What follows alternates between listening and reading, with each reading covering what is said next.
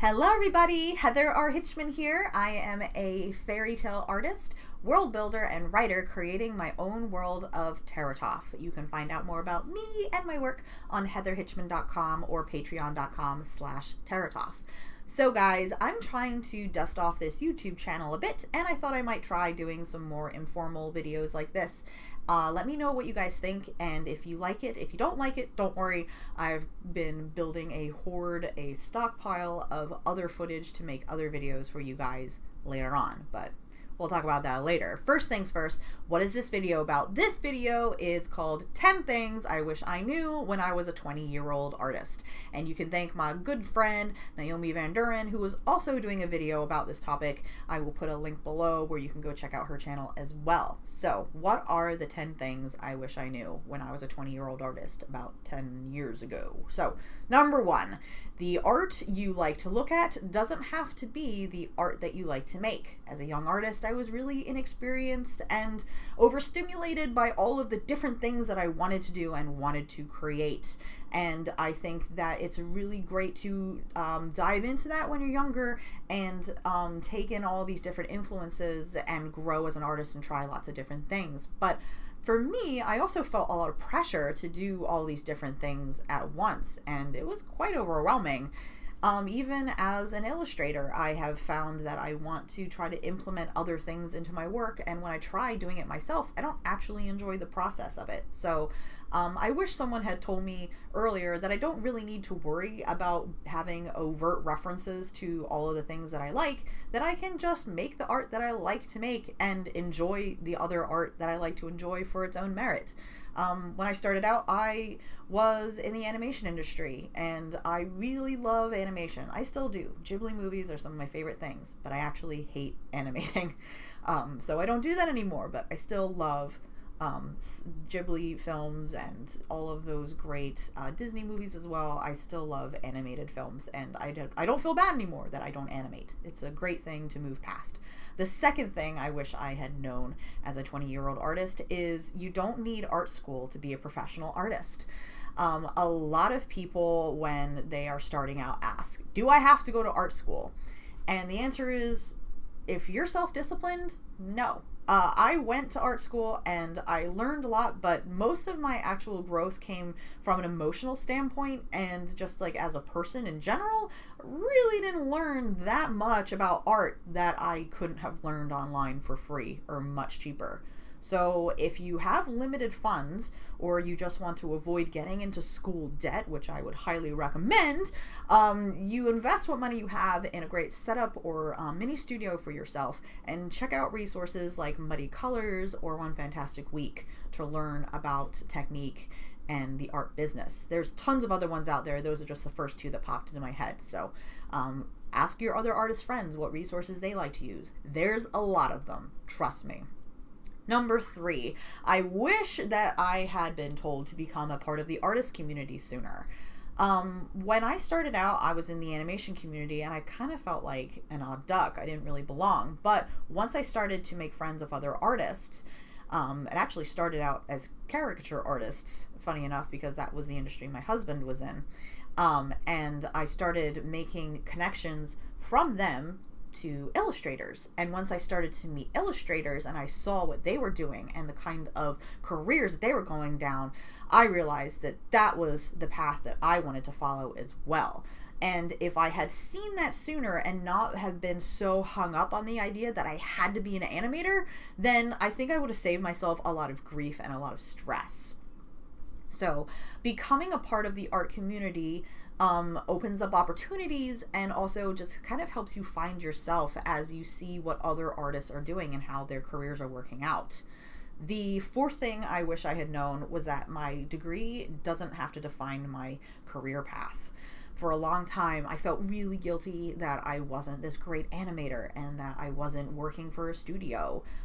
When I graduated, that was when the recession hit, and the most work I could get was working part-time or on a temp basis at television studios, and it was not fun for me.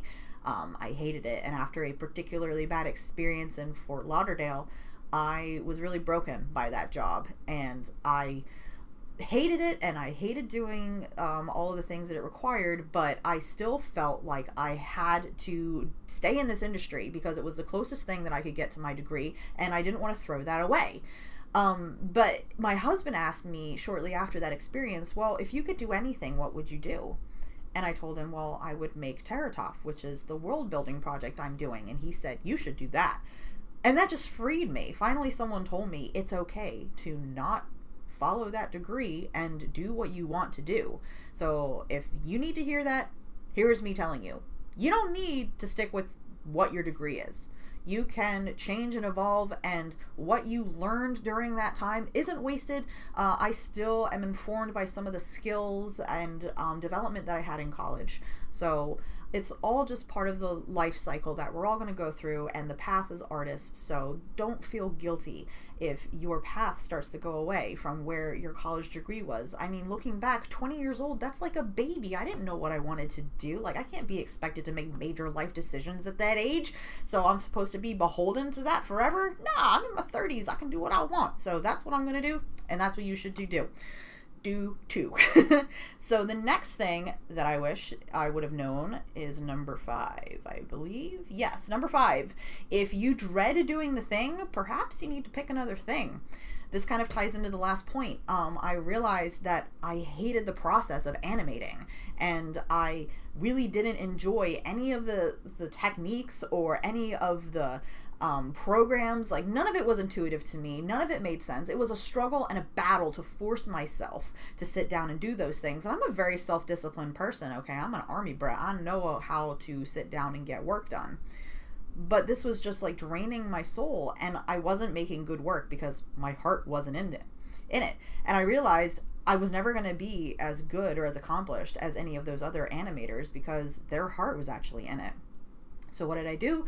I started exploring, and I found something that my heart was really in, and that was animation and storytelling. So if you're feeling that way, then I recommend that you do the same. Do some soul searching. Take the time. Figure out what you want to do.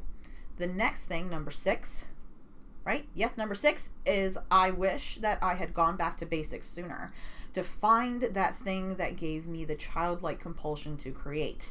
After my animation career kind of ended, I wanted to get back into drawing, but it was very hard because I was really rusty.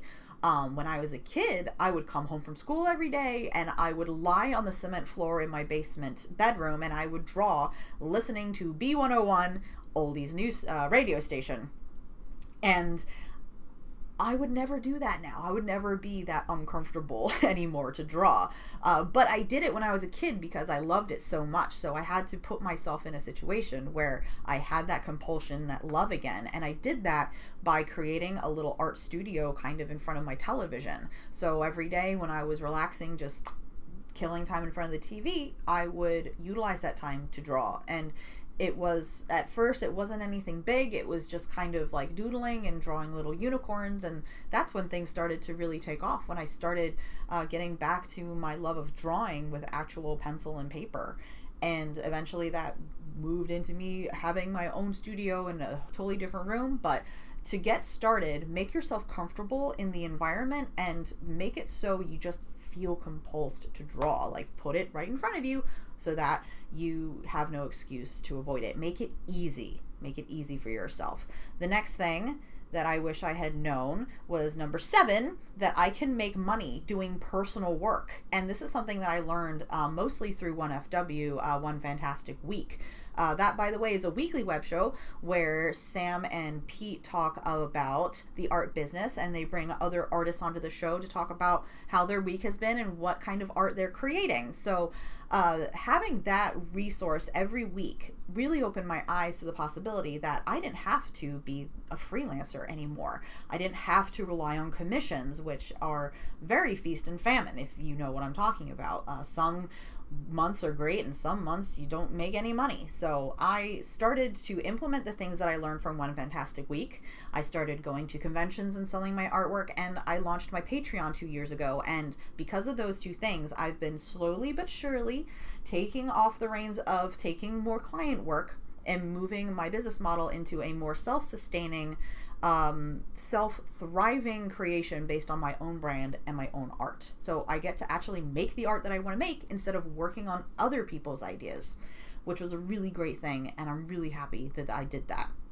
The next thing that I wish I had known is number 8, how the art business actually works. This is not something they teach you in college. Like I said in my last little tidbit, I actually learned most of that on One Fantastic Week. It's a really great resource to learn the ins and outs of the illustration business. When I graduated from college, I felt completely unequipped to handle any of that. So talking to other artists, watching that show, reading other articles by artists like Kiri Ostegard-Leonard has a really great blog about the art business, and chances are if there's an artist you look up to, they have a blog out there talking about the art business, and that I learned all that for free. I didn't have to go to college for that. So I wish somebody had told me about that sooner, so I could have avoided a lot of heartache. Number 9.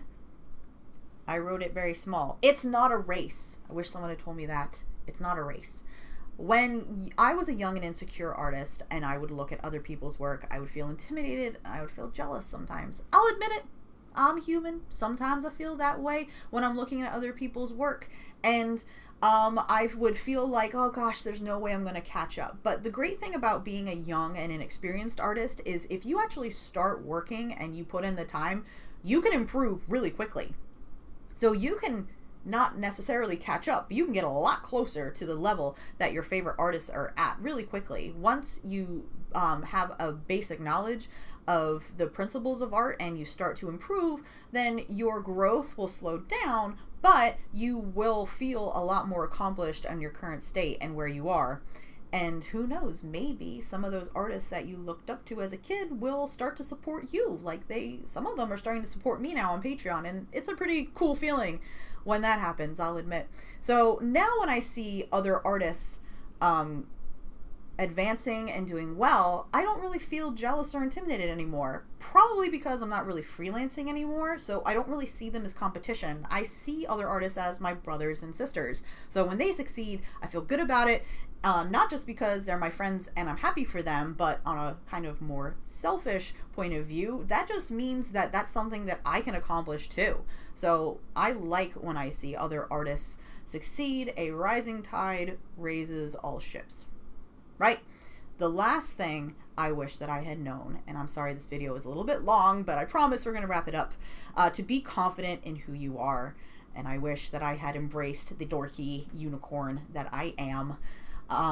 When you're young, you want to belong so badly, and that was definitely me. I wanted to find a place where I belonged, and I really struggled with accepting who I am and just like my eccentric personality.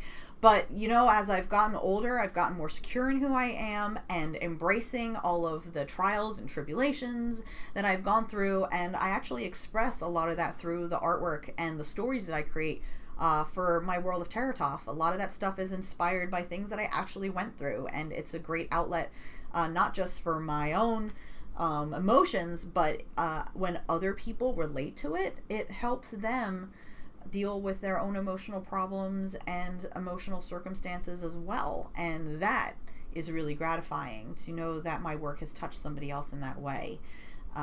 So I really wish that I had kind of leaned into that sooner instead of just doing what I thought everybody wanted to see and making the art that I thought people wanted to see instead of the art that I really wanted to make. So those were my 10 things I wished I knew when I was in my 20s. Maybe in another 7 years, I'll make a 10 things I wish I knew in my 30s video, and this can be something we do when I'm 40. Who knows? Did you guys like this video? Would you like to see more? What things do you wish you would have known when you were in your 20s and a budding artist like I was? So thanks guys so much for watching. Don't forget to check out Naomi's video in the link below. And if you would like to see more content like this and help me reach my goal of creating Terratoff books, don't forget to check out patreon.com/Terratoff and become a Terratoffian yourself by making a monthly pledge. Thanks so much for watching. See you guys soon. Bye-bye.